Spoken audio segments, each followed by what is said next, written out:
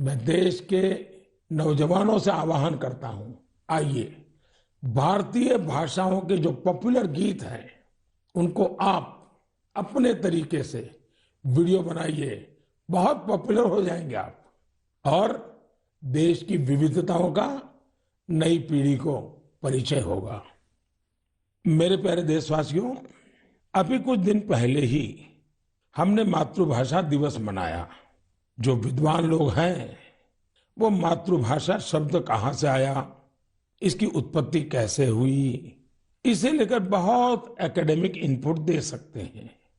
मैं तो मातृभाषा के लिए यही कहूंगा कि जैसे हमारे जीवन को हमारी माँ गढ़ती है, वैसे ही मातृभाषा भी हमारे जीवन को गढ़ती है।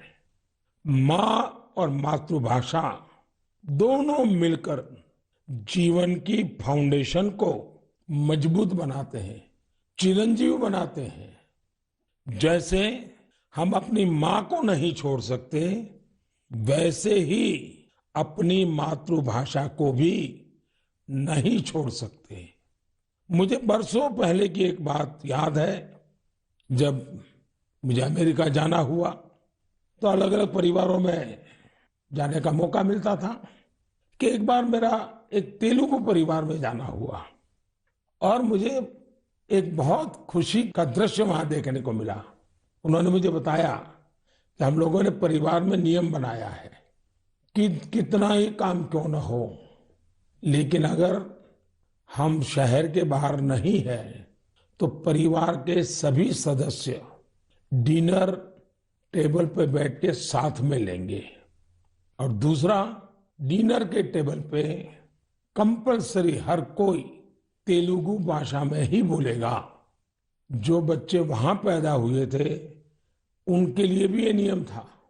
अपनी मातृभाषा के प्रति ये प्रेम देखकर इस परिवार से मैं बहुत प्रभावित हुआ था। साथियों, आजादी के 75 साल बाद भी कुछ लोग ऐसे मानसिक द्वंद में जी रहे हैं जिसके कारण उन्हें अपनी भाषा, अपने पहनावे, अपने खान पान को लेकर एक संकोच होता है, जबकि विश्व में कहीं और ऐसा नहीं है।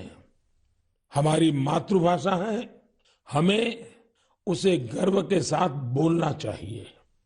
और हमारा भारत तो भाषाओं के मामले में इतना समृद्ध है कि उसकी तुलना ही नहीं हो सकती। हमारी भाषाओं की सबसे बड़ी खूबसूरती ये है कि कश्मीर से कन्याकुमारी तक, कच्छ से कोहिमा तक सैकड़ों भाषाएं, हजारों बोलियां एक दूसरे से अलग लेकिन एक दूसरे में रची बसी हुई है। भाषा अनेक, भाव एक। सदियों से हमारी भाषाएं एक दूसरे से सीखते हुए खुद को परिष्कृत करते रही है, एक दूसरे का विकास कर रही है।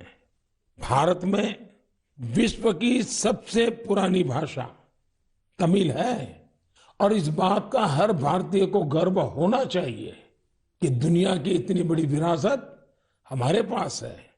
उसी प्रकार से जितने पुराने धर्मशास्त्र हैं उसकी अभिव्यक्ति भी हमारी संस्कृत भाषा में है।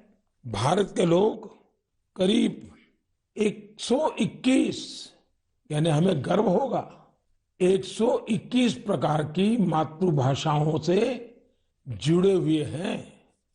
और इनमें 14 भाषाएं तो ऐसी हैं जो 1 करोड़ से भी ज्यादा लोग रोजमर्रा की जिंदगी में बोलते हैं। यानी जितनी कई यूरोपियन देशों की कुल जनसंख्या नहीं है, उससे ज्यादा लोग हमारे यहाँ अलग अलग 14 भाषाओं से जुड़े हुए हैं। साल 2019 में हिंदी दुनिया की सबसे ज्यादा बोली जाने वाली भाषाओं में तीसरे क्रमांक पर थी।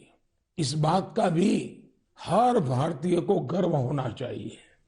भाषा केवल अभिव्यक्ति का ही माध्यम नहीं है, बल्कि भाषा समाज की संस्कृति और विरासत को भी सहेजने का काम करती है। अपनी भाषा की विरासत को सहेजने का ऐसा ही काम सूरीनाम में सुरजन परोही जी कर रहे हैं।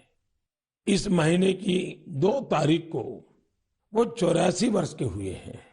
उनके पूर्वज भी बरसों पहले हजारों श्रमिकों के साथ रोजी रोटी के लिए सूरीनाम गए थे। सुरजन परोही जी हिंदी में बहुत अच्छी कविता लिखते हैं। वहां के राष्ट्रीय कवियों में उनका नाम लिया जाता है, यानी आज भी उनके दिल में हिंदुस्तान धड़कता है। उनके कार्यों में हिंदुस्तानी मिट्टी की महक है। सूरीनाम के लोगों ने सुरजन परोही जी के नाम पर एक संग्रहालय भी बनाया है। मेरे लिए ये बहुत सुखद है कि साल 2015 में मुझे उन्हें सम्मानित करने का अवसर मिला था। साथियों, आज के दिन यानी 27 फरवरी को मराठी भाषा गौरव दिवस भी है। सर्व मराठी बंधू भगिनींना मराठी भाषा दिनाच्या हार्दिक शुभेच्छा। ये दिन मराठी कविराज विष्णु वामन शिरवाडकर जी, श्रीमान कुसुमाग्रज जी को समर्पित है। आज ही कुसुमाग्रज जी की जन्म जयंती भी है। कुसुमाग्रज जी ने मराठी में कविताएं लिखी, अनेकों नाटक लिखे, मराठी साहित्य को नई ऊंचाई दी। साथियों, हमारे यहाँ भाषा की अपनी खूबियां हैं। मातृभाषा का अपना विज्ञान है।